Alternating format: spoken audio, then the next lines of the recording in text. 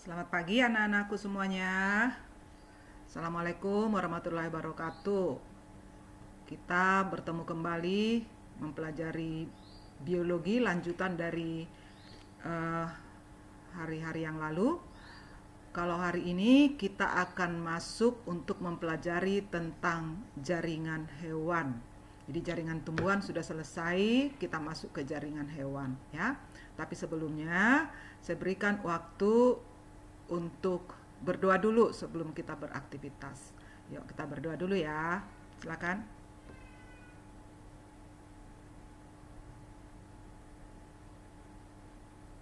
Amin. Selesai. Hewan multiseluler tubuhnya dibangun atas sel-sel ya. Dibangun atas banyak sel hingga membentuk jaringan, jaringan membentuk organ, organ membentuk sistem organ membentuk individu atau organisme tersebut. Nah, untuk hari ini kita akan mempelajari khusus mengenai jaringan ya. Kita lihat jenis-jenis jaringan pada hewan atau pada manusia sama ya. Bahwa pada umumnya, pada dasarnya itu tubuh hewan atau tubuh manusia dibangun dari 4 jenis yaitu jaringan.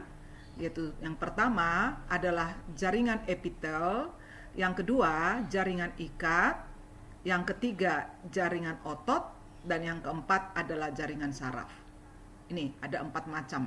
Tapi jaringan epitel itu kalau kita lihat masih dibagi atas satu jaringan epitel pipih yang bentuknya pipih tentu, kemudian jaringan epitel silinder, jaringan epitel kubus, jaringan epitel transisional, dan jaringan epitel kelenjar ya. Nah, kemudian jaringan ikat ada tiga. Satu, jaringan ikat sejati yang terdirilah itu atas jaringan ikat longgar dan jaringan ikat padat. Kemudian ada jaringan ikat cair, yaitu jaringan darah dan jaringan limpa ya. Jadi darah itu adalah jaringan karena dia kan sel darah. Kalau banyak sel-sel darahnya berarti sudah membentuk jaringan ya, walaupun dia cair. Nah, kemudian ada jaringan ikat penyokong ya, yaitu jaringan tulang rawan dan jaringan tulang keras. Jadi tulang-tulang kita itu termasuk jaringan. Kemudian ada jaringan otot yang terdiri atas jaringan otot polos, jaringan otot rangka, jaringan otot jantung, dan kemudian ada jaringan saraf ya. Nah, hari ini ya tidak bisa kita sekaligus untuk mempelajari jenis-jenis jaringan ini. Itu Ibu ambil yaitu mengenai jaringan epitel ya. Jaringan epitel adalah jaringan yang terdapat pada bagian luar tubuh ya, yang melindungi tubuh hewan atau tubuh manusia. Nanti setelah kita selesai mempelajari tentang jaringan epitel ini, diharapkan ya siswa dapat mendeskripsikan berbagai macam jaringan epitel dalam tubuh hewan atau manusia.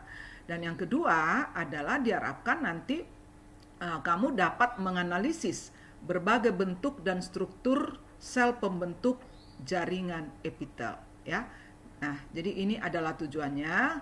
Nilai KKM-nya paling rendah adalah 75. Ya. Kita lihat ciri-ciri jaringan epitel itu adalah karena posisinya ada di bagian luar tubuh ya, atau di bagian luar suatu organ ya, jadi yang melapisi organ gitu ya, bagian luar organ. Maka ciri-cirinya adalah satu, sel-selnya rapat. Kemudian memiliki daya regenerasi yang tinggi. Nomor 3, tidak mengandung pembuluh darah dan pembuluh limfa. 4. Sehingga nutrisi diperoleh secara difusi dari jaringan ikat yang ada di bawahnya. Mungkin kamu pernah memperhatikan telapak tangan kita itu gatal dan kemudian kita garuk-garuk dia luka seperti itu ya. Nah, kemudian kalau kita kopek-kopek gitu ya. Nah, jadi kita merasa tidak sakit karena jaringan epitel yang pada bagian luar itu adalah berlapis-lapis ya. Jadi dia berfungsi untuk melindungi bagian luar tubuh kita ya.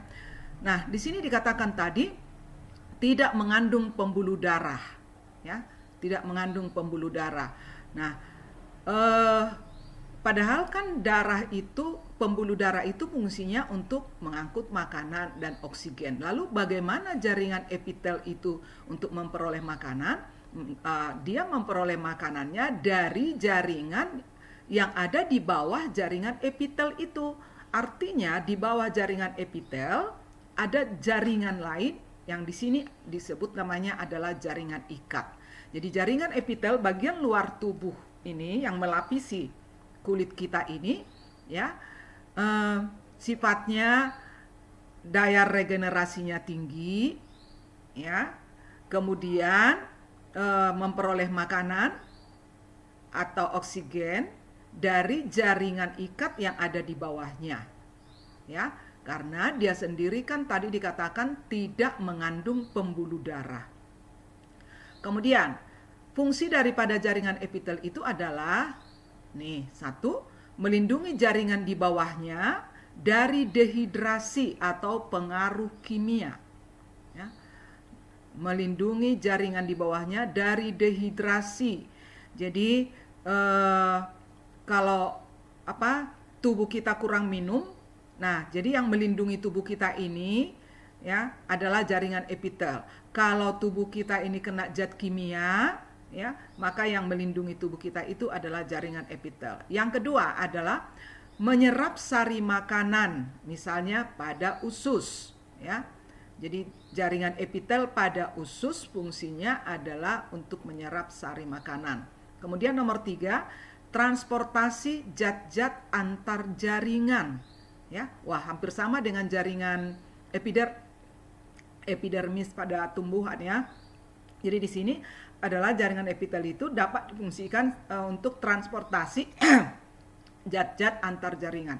Kemudian sekresi ya, sekresi bukan ekskresi, sekresi menghasilkan zat atau enzim dari epitel membran atau kelenjar ya. Itu fungsi daripada jaringan epitel. Nah, bentuk-bentuk jaringan epitel. Jaringan epitel itu 1, bentuknya pipih, kemudian kubus, silindris, kemudian epitel transisi. Nah, kemudian ada jaringan epitel silindris berlapis, ada epitel kubus berlapis, ada epitel pipih berlapis. Jadi pada dasarnya jaringan epitel itu sebenarnya bentuknya ada pipih, kubus, silindris, transisi. Tapi karena ada yang berlapis, nah sehingga dia jumlahnya menjadi bertambah banyak. Ya, ini dia bentuk lain daripada jaringan epitel tersebut yang lebih jelasnya. Nih, pipih selapis, epitel kubus, silindris selapis, epitel berlapis silindris, epitel berlapis kubus, epitel berlapis pipih. Ya, kita lihat jaringan epitel pipih selapis. Ini bentuknya seperti ini, ya. Nah, terdapat pada di ginjal kapsul Bowman ada. Kita lihat dulu pembagiannya. Jaringan epitel pipih selapis ini, ya, terdapat 1. Dia dapat bertindak sebagai endotelium, terdapat pada melapisi pembuluh darah dan pembuluh limfa, ya. Jadi pembuluh darah tersebut bagian luarnya terdiri dari jaringan epitel, Tapi karena pembuluh darah itu kan di dalam, maka dikatakanlah itu endotelium. Kemudian jaringan epitel pipih selapis mesotelium. Itu yang membungkus paru-paru, ya. Jadi selaput pembungkus paru-paru, selaput pembungkus jantung, ya, itu terdiri dari jaringan epitel pipih selapis. Kemudian lapisan parietal kapsul Bowman, berarti ini adalah pada ginjal, ya. Nah, jadi kapsul Bowman tersebut bagian luarnya dilapisi oleh terdiri dari jaringan epitel pipih selapis. Nah, khusus pada ginjal ini kapsul Bowman yang terdapat pada ginjal.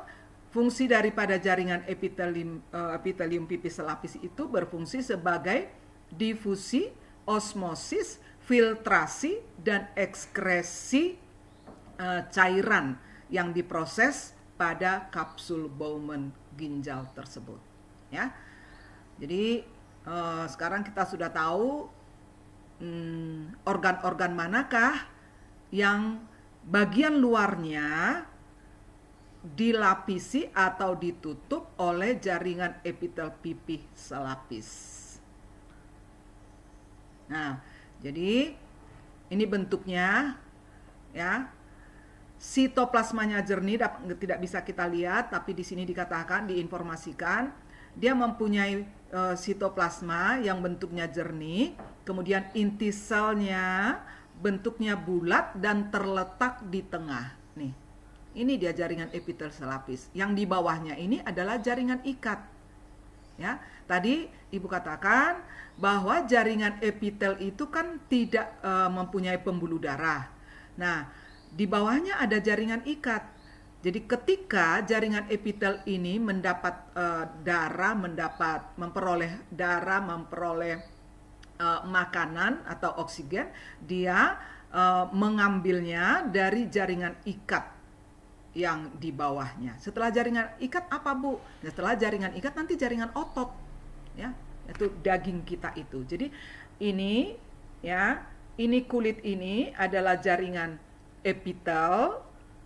Di bawah jaringan epitel ini adalah jaringan ikat. Setelah jaringan ikat nanti baru jaringan otot. Oke, kemudian nomor 2, jaringan epitel pipih berlapis banyak. Kalau tadi kan pipih selapis. Nah, sekarang jaringan epitel pipih berlapis banyak. Fungsinya adalah sebagai pelindung. Jadi tetap namanya jaringan epitel itu tetap sebagai pelindung. Mau bagaimanapun bentuknya nanti dia berfungsi sebagai pelindung. Nah, ini dia berfungsi sebagai pelindung terhadap pengaruh fisik, tekanan, dan pengaruh kimia. Di mana dia terdapat? Nih, pada kulit, ya. Pada kulit vagina, rongga mulut, esofagus atau kerongkongan, anus, dan kornea mata, ya. Jadi dia jaringan epitel pipih berlapis banyak pada kulit, ya. Oke. Nah, ini dia gambarnya. Jadi berlapis-lapis seperti ini, ya. Inti selnya ada di tengah-tengah. Jangan lupa sitoplasmanya adalah jernih. Nah, kemudian yang ketiga, jaringan epitel silindris selapis. Nah, jadi dia kalau di sini kelihatannya silindrisnya tidak terlalu nyata, ya. Dia hanya memanjang, ya. Nah, ciri-ciri daripada jaringan epitel silindris itu adalah inti selnya, ya, inti selnya itu agak ke bawah, ya, agak ke dasar, ya. Nih, jadi mempunyai inti sel tapi dia turun ke bawah nih. Tetap di bawahnya adalah jaringan ikat, ya. Jadi semua jaringan epitel itu di bawahnya adalah jaringan ikat. Kemudian ada 2 jaringan epitel silindris selapis ini, yang silindris selapis ini ada 2. Ada yang bersilia, di mana itu terdapat pada uterus. Kemudian ada yang tidak bersilia, yaitu terdapat pada lambung, usus, kantong empedu, ya. Nah, jadi lambung kita itu usus halus kita, kantong empedunya, jaringan epitel yang ada pada organ tersebut adalah jaringan epitel silinder tetapi selapis, ya. Nah, ciri-cirinya sitoplasma jernih atau berbutir-butir, nukleus berbentuk bulat terletak di dekat pada dasarnya. Ini dia ya. Nah, kemudian jaringan epitel silinder ini cirinya satu lagi, dia mempunyai sel Goblet, ya. Sel Goblet itu fungsinya adalah untuk menghasilkan lendir. Jadi gampang nanti atau mudah untuk mengenal jaringan epitel cylinders. Yang pertama cirinya saya katakan tadi, intinya di dasar, ya, di bawah ini. Yang kedua dia mempunyai yaitu Goblet, ya. Nih, Gobletnya yang mana nih? Kita lihat. Nih, yang panjang ini, yang ada hijau-hijau, ini kelenjarnya, ya. Nah, jadi fungsi daripada sel Goblet tersebut adalah untuk menghasilkan kelenjar. Nih, ya. Nah, mungkin kamu pernah memperhatikan usus ketika kita memotong hewan kurban atau memotong hewan ayam, ususnya itu kan agak berlendir ya. Nah, karena tadi dikatakan dia terdiri dari jaringan epitel, ya, epitel yang silindris. Nah, jadi kalau jaringan epitel silindris, dia ada sel Goblet yang menghasilkan kelenjar. Itu sebabnya usus itu kalau kita perhatikan ketika dia dicuci, ya, usus sapi, kambing, ayam itu kan ada lendirnya, ya. Nah, kemudian nih perhatikan intinya itu ada di dasarnya, ya. Nah, kemudian ada jaringan epitel silindris tapi dia bersilia, ya, ada rambut-rambut getarnya, nih ada silianya. Di mana terdapat? Itu terdapat pada rongga hidung, ya. Kan rongga hidung kita itu kan ada bulunya, ya. Kemudian ada pada bronkus, ya. Kemudian ada pada dinding dalam saluran oviduct, ya. Itu pada sistem reproduksi wanita, ya.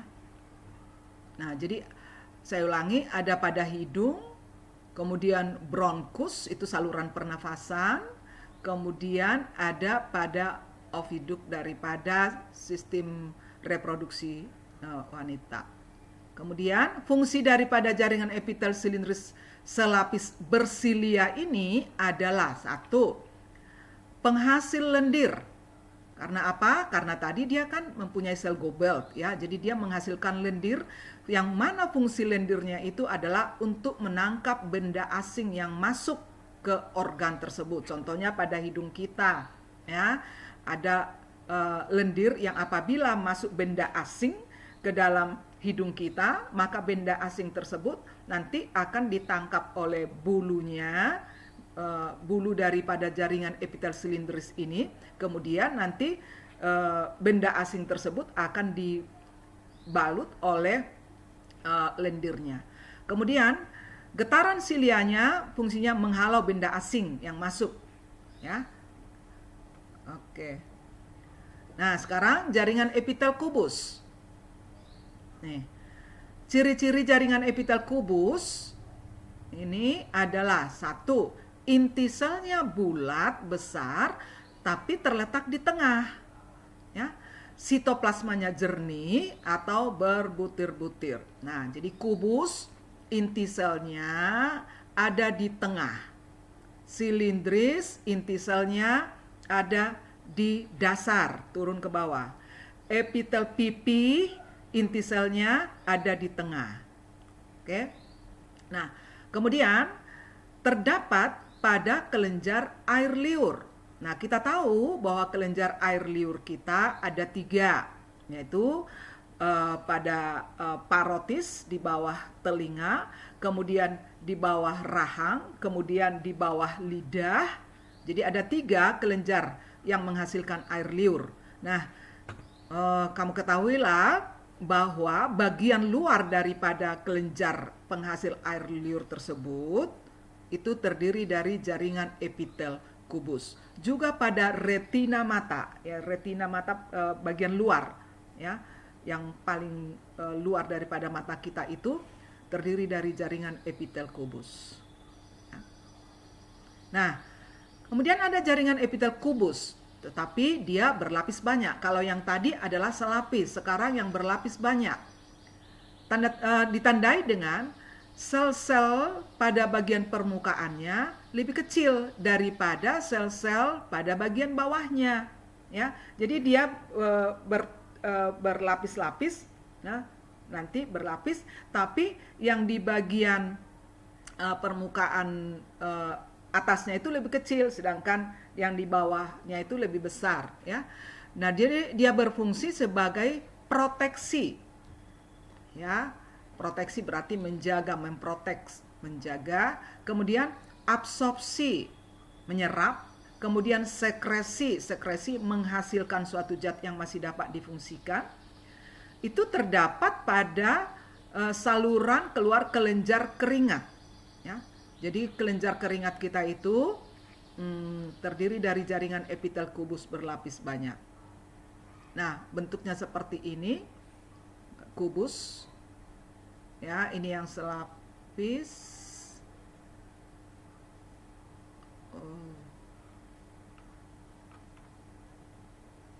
Kok mundur sih? Sebentar. Nah, ini jaringan epitel kubus berlapis banyak seperti ini, ya. Jadi semua nih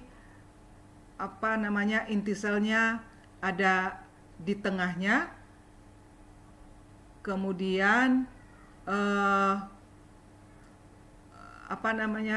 yang di bagian atas, ya, di bagian atasnya itu lebih kecil dibandingkan dengan yang di bagian bawah ini, ya. Oke, masuk ke jaringan epitel transisional. Nah, adalah jaringan epitel pipi berlapis banyak, ya, tapi ini bergabung, ya, dengan ada yang jaringan kubus, ada yang jaringan epitel kubus, epitel selapis. Nah, kemudian nanti bentuknya ini berubah bentuk sesuai dengan fungsinya, ya. Jadi karena ini terdapat pada uretra, kandungan air seni, ya. Nah, urin, ya. Nah, jadi kalau ini nanti penuh, ya, kalau ini penuh maka bentuknya ini akan jelas. Tapi kalau dia sedikit, ya, bentuk daripada jaringan ini kurang jelas. Jadi ini, ya, gabungan daripada beberapa, yaitu jaringan epitel, ya. Nih, disusun oleh berlapis sel, tidak dapat dikelompokkan karena bisa berubah dan permukaan lapisannya bisa menggembung. Terdapat pada epitelium ureter, uretra, saluran pernafasan, kantong kemih, ya. Nah, saluran pernafasan itu juga kan kalau ada udara banyak maka dia akan mengembang, ya. Nah, jadi makanya dikatakan bisa berubah permukaannya. Kemudian jaringan epitel kelenjar. Jaringan epitel khusus yang berperan dalam sekresi senyawa untuk membantu proses fisiologi. Ada 2 jaringan epitel kelenjar, yaitu 1 kelenjar endokrin, ya, yang tidak punya saluran khusus. Jadi maksudnya seperti ini. Ada jaringan epitel yang namanya jaringan epitel kelenjar. Oke, yang fungsinya adalah untuk menghasilkan getahnya, ya, menghasilkan getahnya.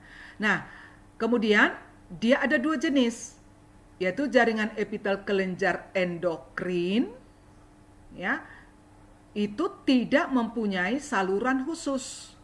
Kemudian ada jaringan epitel eksokrin, di mana kelenjarnya mempunyai saluran, ya. Oke, itu maksudnya. Ya.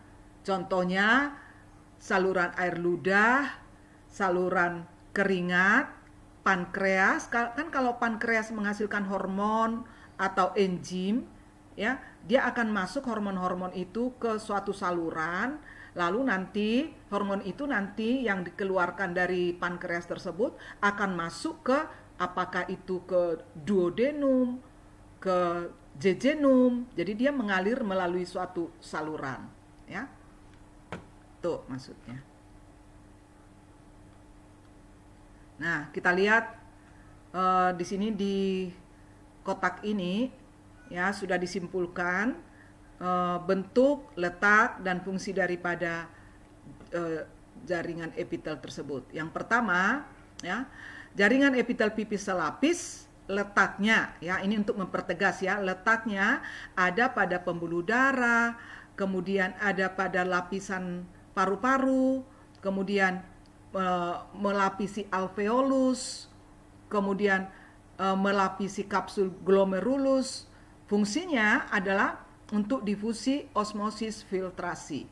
Kemudian jaringan epitel pipih berlapis, ya, letaknya itu pada epidermis rongga mulut, ya, kemudian rongga hidung, vagina, telapak tangan. Fungsinya adalah untuk proteksi. Kemudian jaringan epitel silindris berlapis banyak, terdapatlah itu pada kelenjar pencernaan, jonjot usus, kantong empedu, lambung, kemudian tempat sekresi enzim. Fungsinya untuk sekresi, berarti menghasilkan suatu zat yang masih berfungsi, dan untuk proteksi. Kemudian jaringan epitel silindris berlapis banyak dan bersilia, itu terdapatlah itu pada laring, faring, trake. Fungsinya adalah untuk sekresi, kemudian untuk proteksi. Kemudian jaringan epitel kubus selapis terdapat tadi pada permukaan ovarium, lensa mata, ya, kemudian tubulus ginjal, kelenjar tiroid. Di sini fungsinya adalah untuk sekresi dan perlindungan. Kemudian jaringan epitel kubus berlapis banyak terdapat pada testis, saluran kelenjar minyak, kelenjar keringat, kelenjar ludah. Fungsinya sekresi dan absorpsi. Jaringan epitel transisional, yang itu tadi yang bentuknya bisa berubah, kalau banyak isinya, jelas bentuknya, ya. Kalau sedikit, maka tidak kelihatan bentuk daripada jaringannya. Itu terdapat pada ureter, uretra, kantong kemih. Fungsinya untuk peregangan.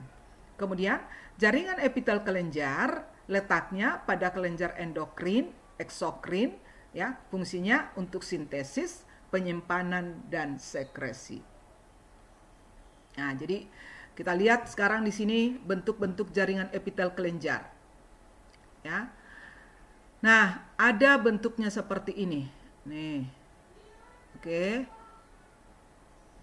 Nah, kalau bentuknya seperti ini dikatakanlah itu kelenjar alveolar sederhana. Nah, kemudian ada yang bercabang seperti ini. Ini kan cuma satu cabang nih kantongnya. Kalau bercabang dua seperti ini, maka dikatakanlah itu jaringan epitel kelenjar alveolar bercabang sederhana. Ini contohnya pada kulit. Ya, nih. Kemudian ada kelenjar tubular majemuk.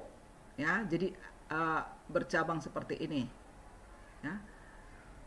Agak memanjang, kalau ini kan agak besar. Jadi ada bercabang sana, bercabang sini, ya. Nah, ini terdapatlah itu pada uterus, pada usus dan kelenjar susu. Kemudian nih kelenjar alveolar majemuk. banyak cabang-cabangnya. Oke. Nah, ini terdapat pada kelenjar susu. Ya. Untuk glandula mamae. Kemudian terdapat banyak seperti ini cabang-cabangnya, namanya jaringan epitel kelenjar tubulu alveolar majemuk. Ini pada kelenjar ludah yang ada di bawah rahang, ya. Jadi ini adalah bentuk-bentuk daripada jaringan epitel kelenjar yang menghasilkan getahnya. Berarti yang masih bisa dipergunakan. Oke.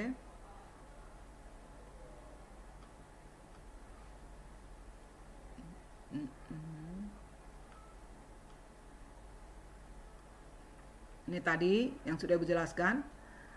Kelenjar dapat dibedakan dua macam. Kelenjar eksokrin menyalurkan sekretnya, ya, ke permukaan tubuh, ya. Kemudian endokrin menyalurkan sekretnya langsung ke dalam sistem pembuluh darah.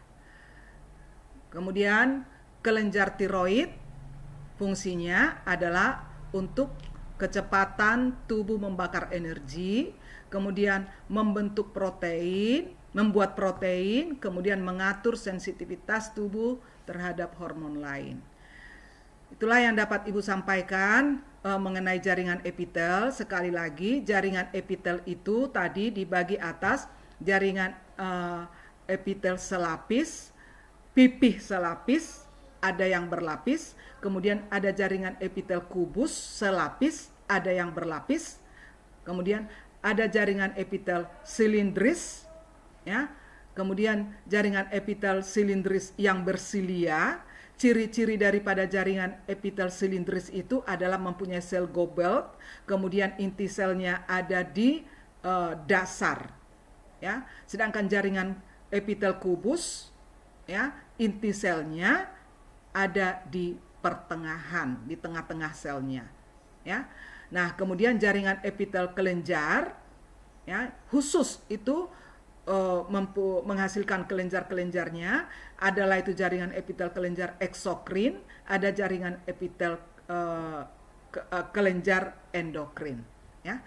Nah, jadi itulah mengenai jaringan epitel. Artinya jaringan epitel itu adalah jaringan pelindung yang ada di permukaan tubuh kita, kulit kita ini adalah jaringan epitel, atau yang melindungi organ-organ, misalkan jantung, ya. Jadi di bagian luarnya itu adalah jaringan epitel. Paru-paru, jadi bagian luarnya itu adalah jaringan epitel. Tinggal kita nanti melihat kalau di jantung jaringan epitel mana yang melapisi. Kalau paru-paru jaringan epitel jenis mana yang melapisinya, ya. Jadi itulah yang bisa Ibu sampaikan mengenai jaringan epitel. Bila mana nanti ada pertanyaan, kamu bisa kamu tanyakan ke Ibu melalui WA, nanti kita bahas melalui WA. Terima kasih. Assalamualaikum warahmatullahi wabarakatuh.